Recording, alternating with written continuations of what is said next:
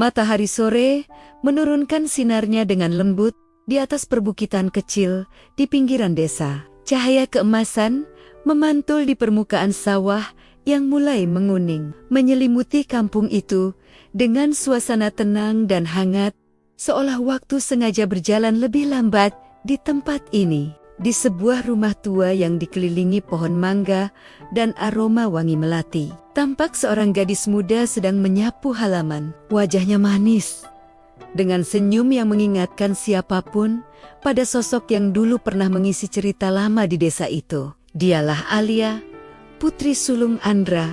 Sudah hampir 3 bulan, Alia tinggal bersama neneknya di kampung. Ia baru saja lulus sekolah menengah, dan atas permintaannya sendiri memutuskan untuk menetap sementara di sana. Katanya, ia ingin merasakan kehidupan ayah dulu sebelum ke kota.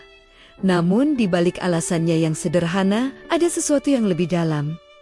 Mungkin panggilan hati, atau mungkin takdir yang pelan-pelan mulai menulis bab baru dalam kisah keluarganya. Setahun telah berlalu sejak ayah Andra meninggal dunia. Kepergian sang kakek meninggalkan ruang hampa dalam hati Andra dan ibunya. Dan ketika Alia berkata ingin tinggal menemani nenek di kampung, Andra mengizinkan.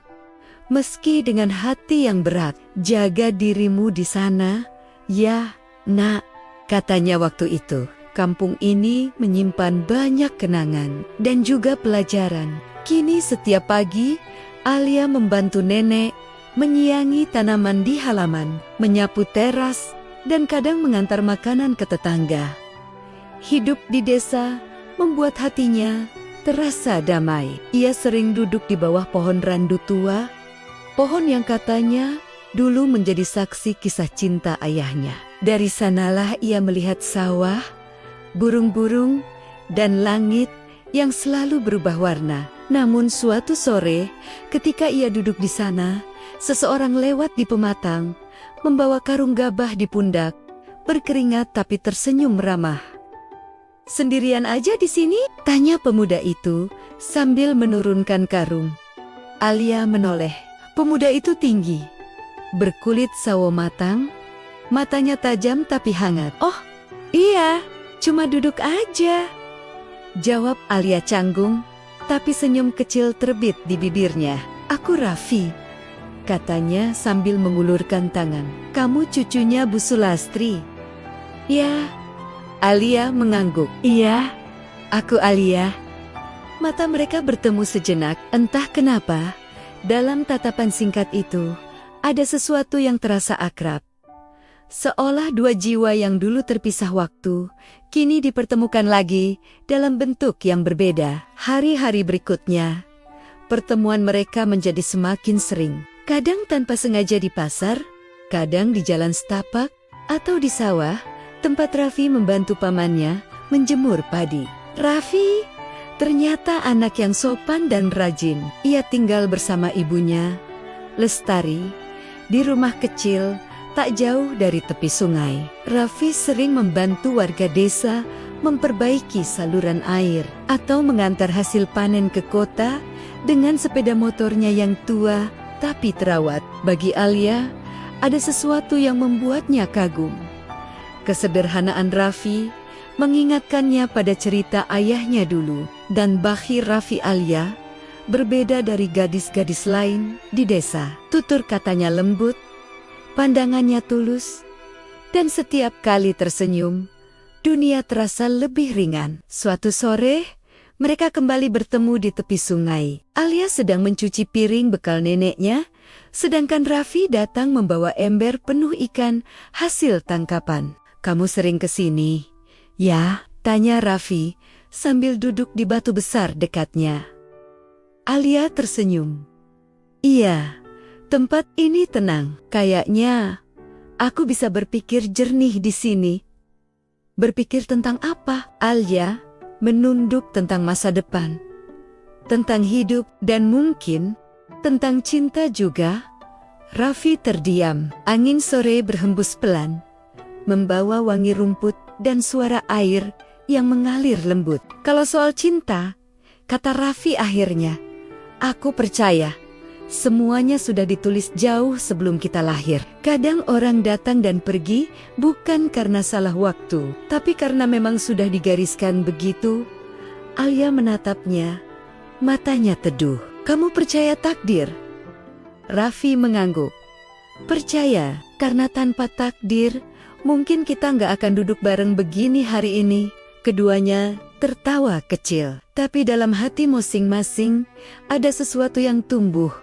Perlahan, tapi pasti. Beberapa minggu kemudian, suasana rumah Andra di kota mendadak menjadi berbeda. Sore itu, Andra baru pulang dari kantor ketika kakak perempuannya menelepon dengan nada penuh kejutan. Andra, katanya cepat. Kau tahu nggak, Alia di kampung sekarang sering jalan sama Raffi. Andra sempat diam beberapa detik. Raffi siapa? Raffi, anaknya Lestari. Hening sejenak, dunia Andra terasa berhenti. Nama itu, Lestari, menggema pelan dalam pikirannya, membawa bayangan masa lalu yang sudah lama ia simpan di sudut hati. Setelah menutup telepon, Andra duduk diam di ruang tamu. Nadira mendekat, duduk di sampingnya. Kenapa, Pak? Andra menghela napas panjang. Alia, dekat dengan Raffi, anak Lestari. Nadira tertegun, tapi kemudian tersenyum kecil. Takdir kadang punya cara sendiri untuk menyembuhkan, Pak. Andra menatap wajah istrinya. Ada kehangatan di sana, juga kebijaksanaan. Dulu aku dan Lestari nggak bisa bersatu, kata Andra pelan. Tapi mungkin Tuhan sedang menulis ulang kisah itu lewat anak-anak kita. Nadira menggenggam tangannya.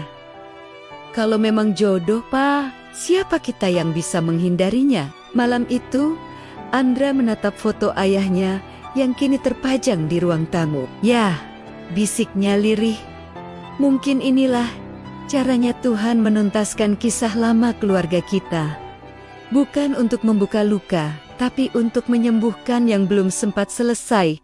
Di luar, bulan purnama menggantung di langit desa. Alia sedang menulis di buku kecilnya di kamar nenek, sambil tersenyum setiap kali mengingat percakapan dengan Raffi di tepi sungai sore tadi. Dan di rumah Lestari, Raffi menatap langit yang sama, sambil memikirkan gadis yang baru beberapa minggu ia kenal.